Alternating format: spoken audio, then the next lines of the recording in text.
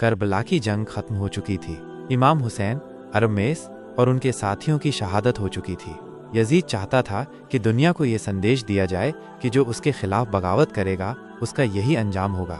उसने आदेश दिया कि जब अहले बैत का काफिला बंदी बनकर शहरों में दाखिल हो तो ढोल पीटे जाएं, नगाड़े बजाए जाएं, ताकि लोग इसे जश्न समझें और सीख लें कि खिलाफत की नाफरमानी करने वालों का यही हाल होता है। सड़कें सजाई गईं, ढोल बजने लगे, लेकिन इन जश्नों के पीछे जो चीखें थीं उन्हें सुनने वाला कोई न था। बीबी ज़ैनब की चीखें, सकीना की सिसकियाँ, अली अकबर और अली असगर का बहता लहू और एक बच्चा अपने पिता के साथ सड़क किनारे खड़ा था।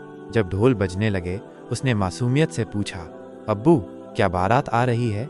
पिता ने आंसुओं से कहा, नहीं बेटे, ये बारात नहीं, बेगुनाहों के लहू पर ढोल बजाए जा रहे हैं। जैसे ही काफिला पास आया उस बच्चे की नज़र एक छोटे से सर पर पड़ी जो एक भाले की नोक पर था।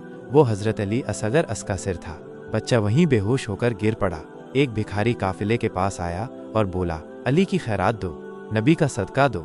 हजरत ज़ैनब सा ने उससे पूछा, क्या चाहिए तुझे? उसने कहा, हम तो पीढ़ियों से भीख मांगते आए हैं, जो दे दो काफ़ी है। बीबी ने फरमाया, काफिले की सबसे पीछे वाली सवारी बीबी सकीना की है, उसकी सवारी के नीचे की मिट्टी हटाकर देखो, जो मांगोगे मिलेगा। भिखारी गया, मिट्टी हटाई और वहाँ सोने का ढेर था। वो फूट फूट कर रो पड़ा, बोला, ऐसी बेटी जिसने खुद कुछ नहीं खाया वो हमें सोना दे रही है। तमाशबीन बने हुए थे, मजलिसों में हंसते, जश्न मनाते। एक औरत ने बीबी सकीना को खजूर फेंकी। जैसे ही खजूर गोद में गिरी बीबी ने उठाई, मगर हजरत हुसैन का हुक्म याद आया, हम पर फसाद हराम है, भले हम फकीर हैं मगर हराम लुक्मा अपने हलक से नहीं उतरने देंगे।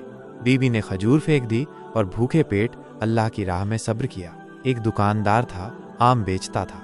एक गरीब आदमी आया, उसके बच्चों के लिए आम लिए। दुकानदार ने एक आम सड़ा हुआ दे दिया। वो आम बच्चों में बांट दिए गए।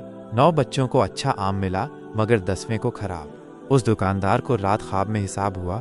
फरिश्ते कह रहे थे, एक आम की नाइंसाफ़ी की इतनी सज़ा मिलेगी कि कब्र की रोटी भी नसीब न होगी, क्योंकि हर लुक्मा, हर पैसा, हर व्यापार हलाल और हराम के फ़र्क से तय होता है कि इंसान जन्नत का हकदार होगा या जहन्नुम का। एक गरीब बच्ची थी, उसके पास एक ही सूखी रोटी थी। रास्ते में उसने काफिले को देखा। बीबी ज़ैनब, बीबी सकीना, इमाम सज्जाद बंदी बनाकर लाए जा रहे थे। उस बच्ची ने बीबी ज़ैनब को देखा और कहा, आप मुसाफिर लगते हो, भूखे भी हो। मेरे पास कुछ नहीं, सिर्फ ये सूखी रोटी है। बीबी ज़ैनब की आंखें नम हो गईं।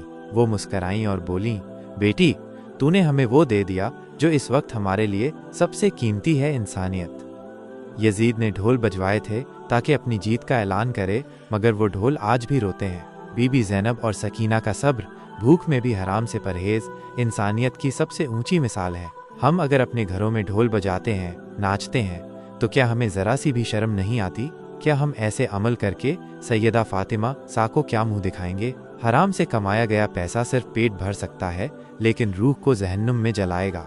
हुसैन के नाम की इज्जत सिर्फ नारा लगाने से नहीं, उनके रास्ते पर चलने से होती है।